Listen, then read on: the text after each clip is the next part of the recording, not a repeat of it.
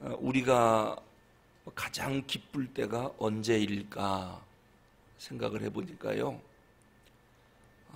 자녀가 대학에 합격했다는 소식을 들었을 때, 직장에서 남편이 승진했다는 소식을 들었을 때, 그 이외에도 우리를 기쁘게 하는 소식들이 많이 있습니다. 그런데 오히려 이제 반대적 상황에서 역전됐을 때도 참 기쁘죠. 예를 들면 축구에서 계속 역전당해서 지다가 마지막 순간에 역전골을 넣어서 승리했을 때, 지금 아시안 게임이 계속되고 있습니다만은 야구 패자 부활전에서 오히려 결승까지 올라가 우승을 했을 때,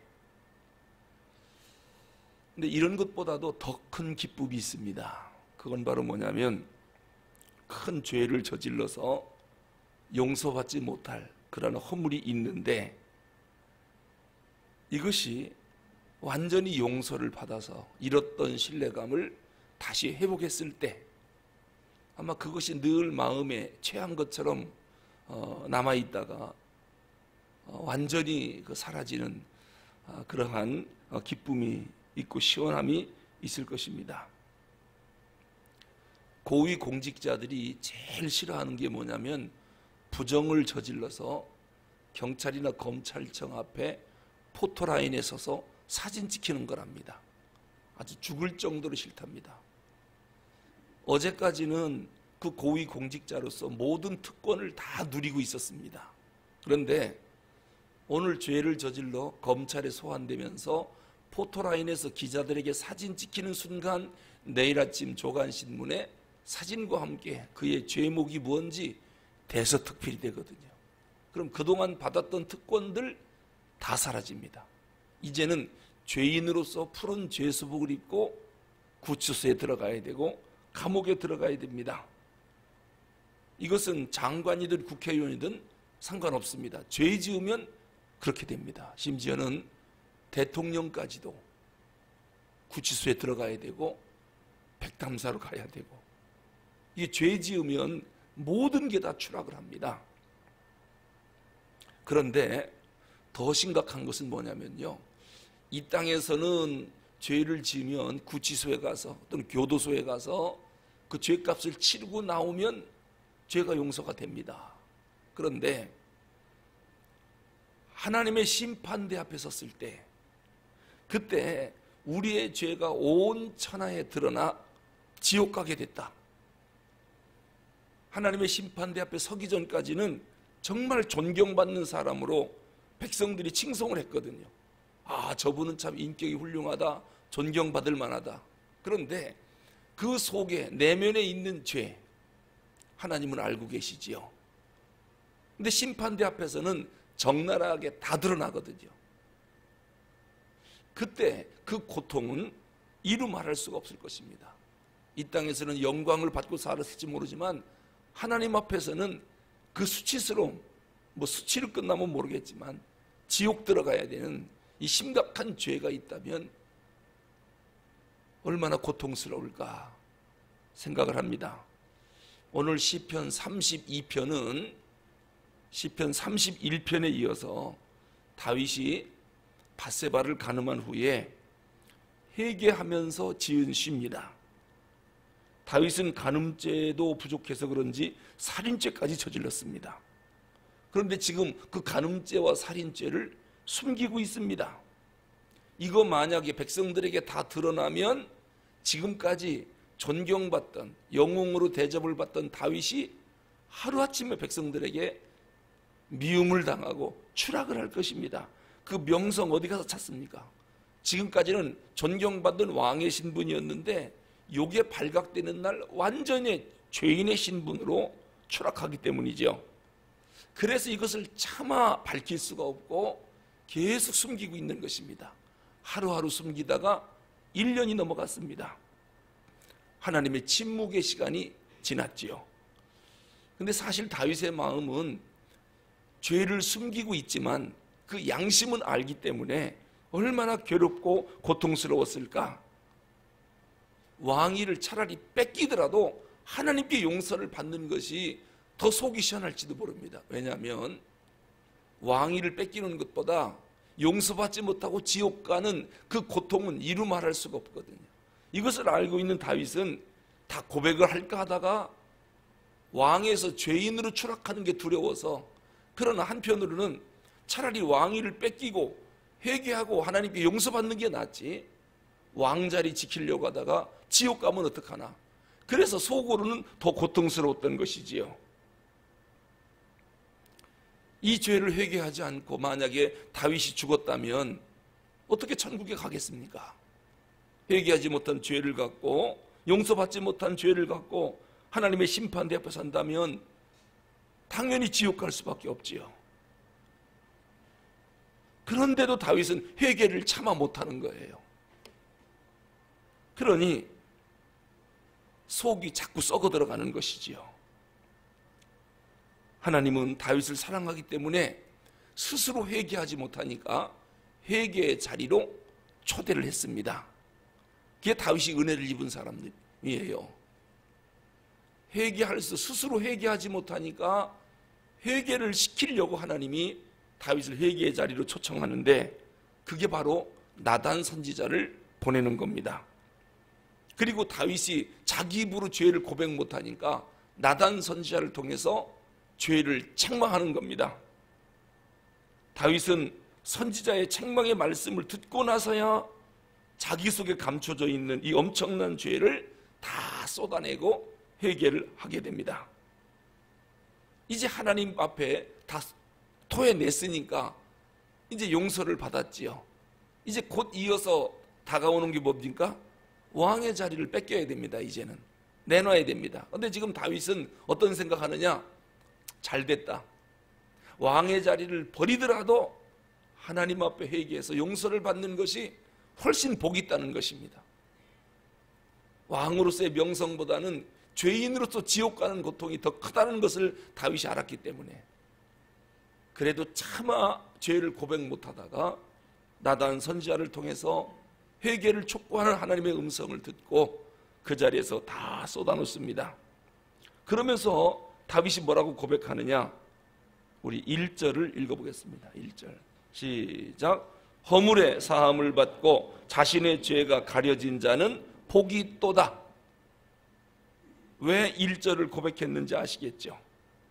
허물의 사함을 받고 죄의 가리움을 받은 자, 그러니까 허물이 그동안 숨겨져 있었는데 그게 들통났지만 용서를 받고 죄의 가리움을 받은 자, 그동안 죄가 나를 공격하고 있었는데 그 죄가 없다라고 가리움을 받은 자는 복이 있도다.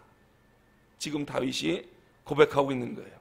근데 우리가 생각할 때는 죄가 들통나지 않고 완전 범죄로 슬그머니 넘어가는 자는 복이 있도다, 그렇게 생각하고 싶지요. 그런데 다윗은 온갖 창피를 다 당하고 눈물 콧물을 흘리며 침상이 썩도록 기도했으니까요. 이렇게 자기 죄를 다 토해낸 후에 비록 왕에서 죄인으로 추락은 했지만 하나님께로부터 죄 용서를 받으니 나야말로 참으로 복이 있는 사람이로다, 이렇게 1절에서 고백을 하고 있습니다. 만약에 어떤 장관이, 아니 어떤 국회의원이 정치자금을 몰래 1억을 받았다고 합시다. 근데 그 1억이 문제가 돼서 검찰의 소환을 받았습니다. 그때 이 국회의원이 얼마나 후회할까요? 받지 말걸. 아무리 급해도 받지 말걸.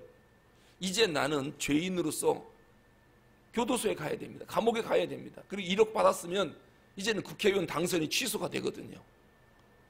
그동안에는 의원님하고 온갖 특권을 누리다가 이제 그게 들통이 나서 푸른 죄수복을 입고 의원직 상실하고 감옥에 들어가야 되는 신세가 됐을 때 차라리 국회의원 떨어지더라도 정치자금 받지 말걸. 얼마나 후회가 크겠습니까? 이게 들통이 안 날 줄 알았지요. 그런데 만약에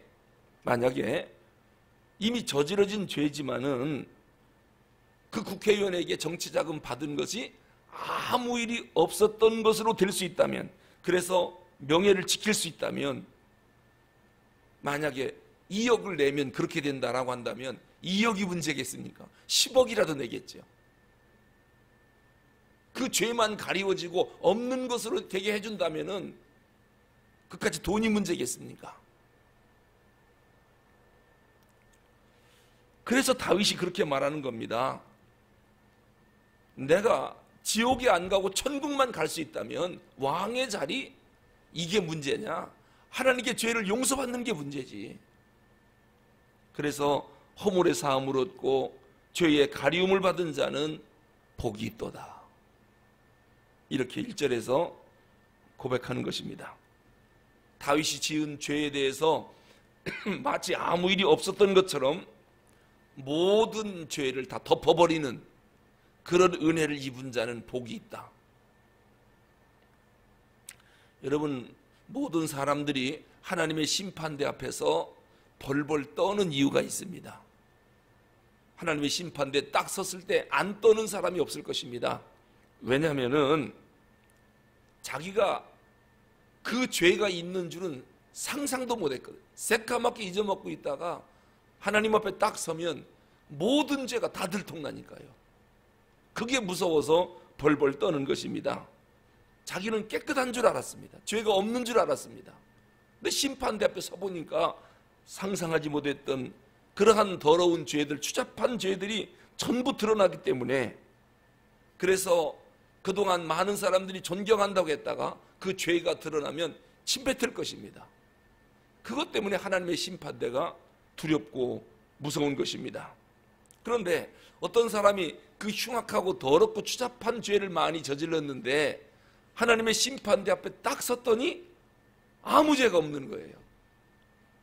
그때 그 사람의 마음이 얼마나 기쁠까요? 내가 수많은 죄가 있는데 이제 하나님 앞에 서면 난리 났다, 다 들통날 거다, 그런 마음으로 이제 난 죽었다 하고 섰는데 죄가 하나도 없는 거예요. 그런 사람은 복이 있다라고 하는 거예요. 그 죄가 하나도 없는 것으로 가리움을 받은 자, 죄가 하나도 없는 것으로 심판대 앞에 섰더니 용서받은 자는 복이 있도다. 오히려 죄가 아니라 하늘 상급, 하늘 칭찬이 잔뜩 준비되어 있습니다. 그렇다면 이 사람은 얼마나 복된 일일까?